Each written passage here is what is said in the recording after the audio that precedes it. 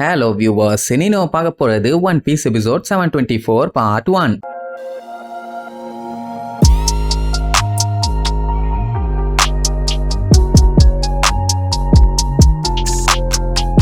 Open பண்ணா போன பாட்டுல டோஃப்ளமிங்கோ அவனோட பவரை யூஸ் பண்ணி வெறியோட ஒரு அடி அடிச்சதுல லூஃபி திருச்சடிச்சு அந்த இடத்தை விட்டே பறப்பான். அப்படியே விட்டுருக்கலாம். அவ்வளோ ஹைட்ல இருந்து கீழே விழுந்து அதுல அவன் பாடிக்கு டேமேஜ் ஆனாலும் பிளஸ் தான் ஆகாட்டியும் அவன் மறுபடியும் மேலே ஏறி வரணும். அந்த டைமுக்குள்ள டோஃப்ளமிங்கோ ஏகப்பட்ட வேலையை பண்ணிருக்கலாம். ஆனா அந்த ட்ரபோல் ஆப்ப அமௌண்ட்டை கொடுத்து வாங்குற மாதிரி லூஃபி அலேக்கா பிடிச்சி இழுத்து அப்படியே லாக் பண்ணி வச்சுக்குவான். போன பாட்டுல தான் கான்கொரர் ஹாக்கியை காமிச்சு வேற லெவல்ல மிரட்டினான். அப்பவுமே இந்த ட்ரபோல் உன்ன மாதிரி வீக்கான ஆளுகளாலெல்லாம் டோஃபியை ஜெயிக்க முடியாது.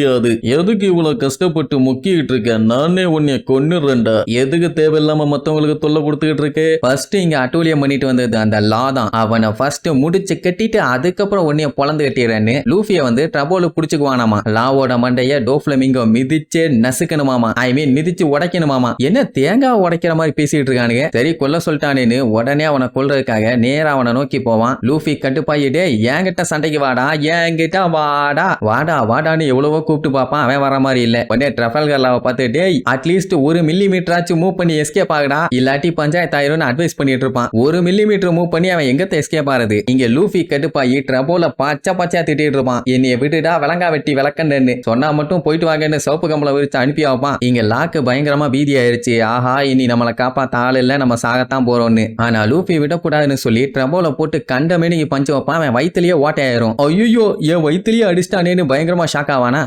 இப்படி அடிச்சா அவனை காலி பண்ணிடலாம் போலன்னு யோசிச்சுட்டு இருக்கும் போதே மூஞ்ச முன்னாடி காமிச்சு என்ன நம்பிட்டிய சும்மா விளையாட்டு பண்ணின்னு பீதி ஆக்கிடுவான். வீணா போன வெங்கம்பாய. மொத்தத்துல இந்த சாணி மடையனை என்னதான் அட்டாக் பண்ணாலும் வேலைக்கே ஆகாது. லூஃபிக்கு ஒரே கன்ஃபியூஷன். ஏன்னா லோகியா டைப் டெவில் ஃப்ரூட்டை சாப்பிட்டவங்களை கூட லூஃபியால இப்ப அட்டாக் பண்ண முடியும். அப்படி இருக்கும்போது இவனை மட்டும் ஏன் பண்ண முடியல? ஏதோ சரியில்லையேன்னு புலம்புவான். அவன் இது என்ன லோகியா டைப்னு நினைச்சிட்டு இருக்கியா? நீ என்ன பண்ணாலும் நீ தொடவே முடியாதும்பா. அது மட்டும் இல்லாம லூஃபி அமைய புடிச்சுக்கிட்டு முட்டா பையல மூலகட்ட பையலன்னு வாயில வந்து எல்லாம் சொல்லி திட்டிட்டு இருப்பான். பாவம் நம்ம பைய. அப்பதான் நம்ம லா மேட்டர் சொல்லுவான். நீ என்ன பண்ணாலும் வேலைக்கே ஆகாது. அவன் பேப்பரையும் குளூவையும் கலந்த மாதிரி இருக்கிற ஒரு மாங்கா பைய. மண்டையிலயும் ஒண்ணு இல்ல பாடியிலயும் ஒண்ணு இல்ல உடனே செம்ம காண்டாவான். இப்ப அது மேட்டர் இல்ல. இவனுக்கு எல்லாம் இப்படி மாங்கா பயில இருக்கிறதுனால தான் இந்த முட்டா பாலு கூட சேர்றதுக்கு அவனுக்கு சுத்தமா இன்ட்ரெஸ்டே இல்லையாமா. ட்ரபோலுக்கு இன்னும் கடுப்பாகும். ஏன்னா எக்ஸிக்யூட்டிவ்ஸ் எல்லாத்தையும் பார்த்து முட்டா பையன்னு சொல்றான்ல. டோஃப்ளமிங்கோ பார்த்துட்டு ஏண்டா உன்னால இன்னும் பேச முடியுதா? இந்த நிலைமையிலே நீ என்ன பேச்சு பேசுறான்பா. இங்க ட்ரபோலு கடுப்பாயி காட்டு கத்துவான். நீ டாப் எக்ஸிக்யூட்டிவ்ஸ் எல்லாம் பார்த்துட்டு எப்படிடா முட்டா பையன்னு சொல்லுவேன்? அங்க தாண்டா இந்த ஃபேமிலிக்கு பெரிய ஃபவுண்டேஷன். நீ இந்த மாதிரி எங்க ஃபேமிலியை பத்தி தப்பா பேசினதுக்காக உன்னை சும்மா விடமாட்டேன்னு சொல்லி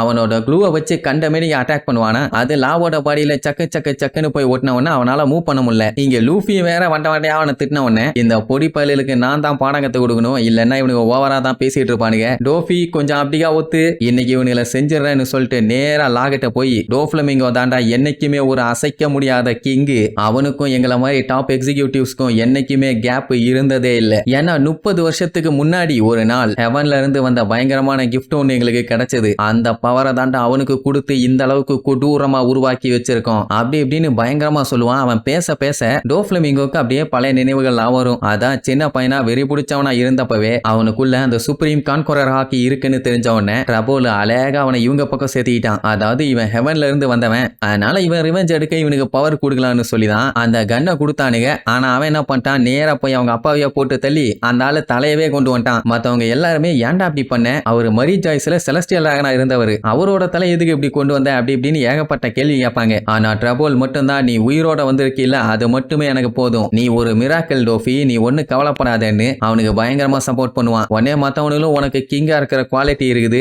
உனக்கு எப்பவுமே எல்லா சப்போர்ட்டையுமே நாங்க பண்ணுவோம். ஆமா நாங்க பண்ணுவோம். இது பிக்கா. அதனால வா நம்ம எல்லாரும் ஒன்னா சேர்ந்து நம்ம கனவுகளை நிறைவேற்றுவோன்னு தம் கூண்டு பையனை வச்சு வேலைய ஆரம்பிச்சானுங்க. அப்போ ஒரு நாள் டோஃபிக்கு அடிபட்ட காயம் தலையில வலிக்கும். எல்லாம் அவங்க ஃபேமிலியை வரட்டும் போது அந்த ரவுடி பயலுக்கு தான் போட்டு குமுறி எடுத்திருப்பானுங்க. அதான் ஊரே சேர்ந்து வரட்டுச்சே, அவனுங்களை கொல்லணும்னு மட்டும் தான் சொல்லுவான். உடனே கொன்னுருவோம் வா போவோன்னு சொல்லி நேரா அவனு இருக்க இடத்துக்கு போவாங்க. அவனுங்களுமே நல்லா சாகருக்கு வாட்டமா மூத்தர சந்துக்குள்ள உட்காந்து தண்ணி அடிச்சுட்டு இருப்பானுங்க அந்த நைட்டு நேரம். இதெல்லாம் தேவையா இவனுக்கு? போன உடனே அந்த ட்ரபோல் அட்டாக் பண்ண மாட்டான். ஏப்பா தம்பிகளா நீங்க தான் அந்த டோஃபிங்கிற சின்ன பையனை அட்டாக் பண்ணதான்னு கேப்பான். அப்பவாச்சு ஐயோ பொடி பசங்க மேல எல்லாம் நாங்க கைய வைக்க மாட்டோம், அது தப்பு அப்படின்னு அந்த டைம் டைமுக்கு நடிச்சிருந்தா பரவாயில்ல. ஆமாமா நான் அப்படி குத்துனேன் இப்படி குத்துனேன் அதுவும் நான் அடிச்ச அடி இருக்கேன்னு வாயை எடுப்பான். கண்ணை வச்சு ஒரே போடு. மிச்சவனுங்கெல்லாம் அடுத்த செகண்டே நல்ல வேலை அவனை கொண்டுட்டீங்க. அந்த நாய் தாங்க சின்ன பையனை கூட பார்க்காம அட்டாக் பண்ணியிருக்கான். நாங்கெல்லாம் எவ்வளவோ சொன்னோம் கேட்கலையே. அவனுக்கு நல்லா தேவைங்க. இன்னும் 2 போடுங்க என்ன உடனே டப்பு டப்பு டப்புன்னு இருந்த 3 பேர்த்தையும் சுட்டுருவான். அதுல ஒருத்தன் கதறுவான் ஏன்டா எங்களை சுட்டேன்னு. நாங்க டோஃப்ளமிங்கோ ஃபேமிலிடா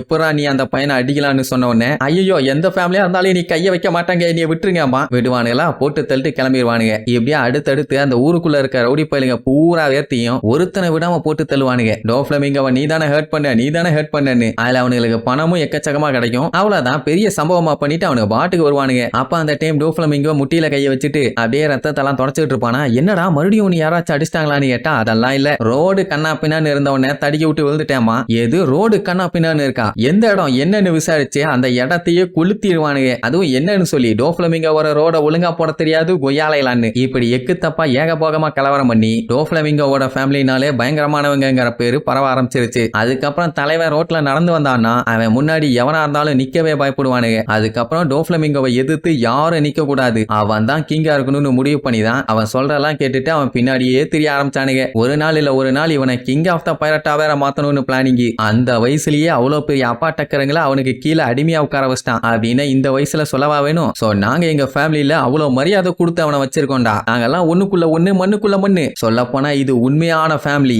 என்ன புரியுதாளா? இவ்வளவு நேரம் பேச விட்டதே உன்னைய தப்பு. இதுக்கப்புறம் உன்னால பேச முடியாது. ஆமா உனக்கு என்னோட மஸ்கஸ் தீ பிடிச்சி எரியும்னு தெரியுமான்னு கேட்பான். அதான் அவன் மேல கொலகொலான்னு அடிச்சு விட்டுருக்கானே ஸ்லைம் மாதிரி அதைத்தான் சொல்றான். இதுக்கப்புறம் நீ வாயவே பேசக்கூடாதுன்னு சொல்லி கொளுத்த போவானா. அப்பவுமே லா அடங்கல. எது ட்ரூ ஃபேமிலியா ஈக்குவலாவா? என்ன ட்ரபுள் நீ மட்டும்தான் இப்படி முட்டாத்தனமா நினைச்சுக்கிட்டு இருக்க. ஆனா அவன் அதெல்லாம் எதையுமே மதிக்க மாட்டான். அவனோட ஆம்பிஷன் என்னமோ அதை மட்டும் தான் பண்ணுவான். அதுக்கு குறுக்க நீ வந்தாலும் சரி நான் வந்தாலும் சரி எல்லாத்தையுமே கொண்டு குவிச்சிருவான்டா. கூறு கட்டவனேம்பா. ட்ரபுளால ஏத்துக்க முடியல. நம்ம எல்லாம் சும்மா டாப் எக்ஸிக்யூட்டிவ் சீஃப் அப்படி இப்படின்னு சீனுக்கு மட்டும்தான் சொல்லிக்கணும். ஆனா நம்ம எல்லாத்தையுமே அந்த டோஃப்ளமிங்கோ ஒரு பப்பட்டா கண்ட்ரோல் பண்ணிட்டு இருக்காண்டா. லூசு பயலாம்பா. எது பப்பட்டாவான்னு சொல்லி கடுப்பாயி உன்னை நான் மன்னிக்கவே மாட்டேன்டா. எங்க கிங்க பத்தி தப்பா பேசுறியான்னு அவனை அட்டாக் பண்ண வெறிகுண்டு வருவான். டோஃப்ளமிங்கோ வேணாண்டா வேணான்னு எவ்வளவோ சொல்லுவான். ஆனா கேட்கல. அவன் பாட்டுக்கு அட்டாக் பண்ண வருவான். லா உடனே ரூம் கிரியேட் பண்ணிடுவான். இந்த நிலைமையில கொய்யால உன்னால என்னடா பண்ண முடியும்? உன்னை வெடிக்க வச்சே சாகடிக்க போறேன். இதுக்கப்புறம் உன்னால வாயை ஓபன் பண்ணவே முடியாதுன்னு இப்படி இவங்க டைலாக் அடிச்சுட்டு இருக்க அந்த கேப்ல லூஃபி எஸ்கேப் ஆக எவ்வளவோ ட்ரை பண்ணுவான். ஆனா